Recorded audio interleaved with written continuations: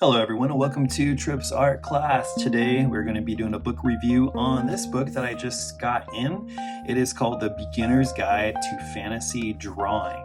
So it's a semi-thick book, and I was just kind of interested in doing some of my daily practice drawings in a more fantasy-like theme. So I found this and I thought it would be great to check out and even maybe do a few drawings with some of my beginning art students. So it looks neat. You know, it's a pretty quality book so far. There's the contents introduction, and it just seems really to be of everything medieval and fantasy. Haven't really gone through it too much. It has artwork by three main artists. Has this little introduction getting started part here for very beginning artists where it goes over pencils and pens and markers and shading techniques and hatching, cross hatching, all of that good stuff, the nib sizes for your pens.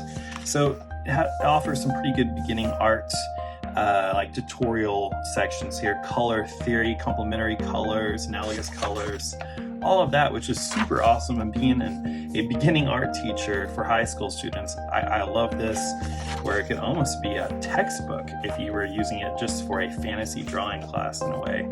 So it has an anatomy section here, which is great. It does the construction lines for the form and 3D human body. Then it kind of renders it out here for different types of characters. Really, so far, I've been impressed with this book. Different body shapes. We have hands, we have faces, and then it gets into the animals. I appreciate how it shows the construction lines for the animals as well. Design techniques.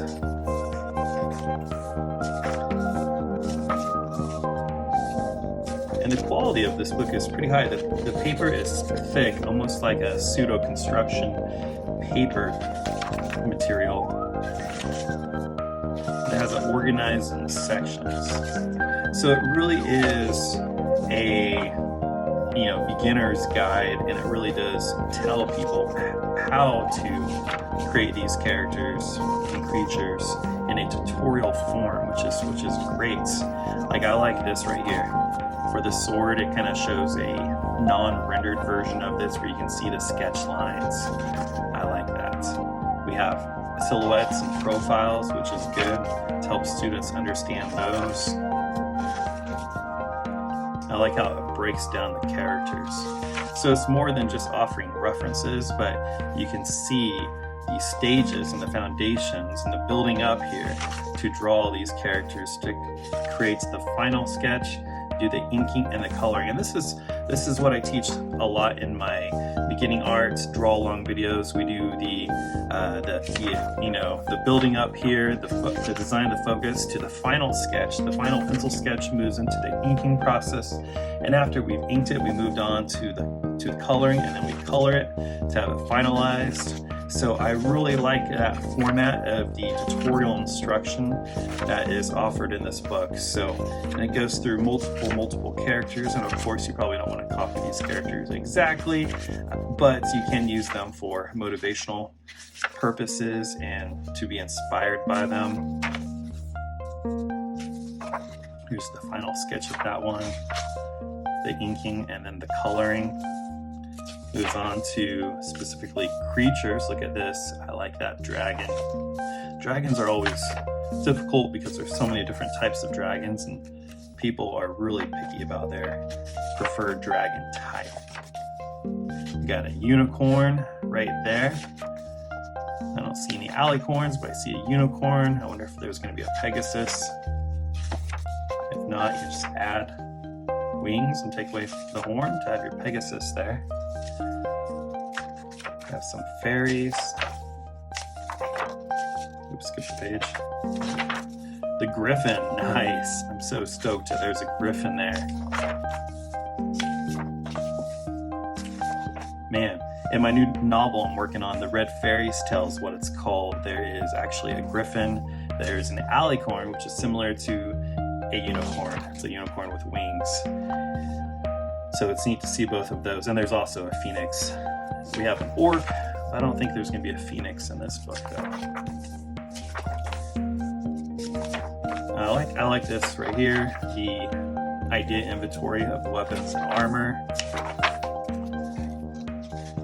Project briefs, we have a glossary. Contributors, there's a lot of those, we won't go through them all. And boom, there you go, Beginner's Guide to Fantasy Drawing.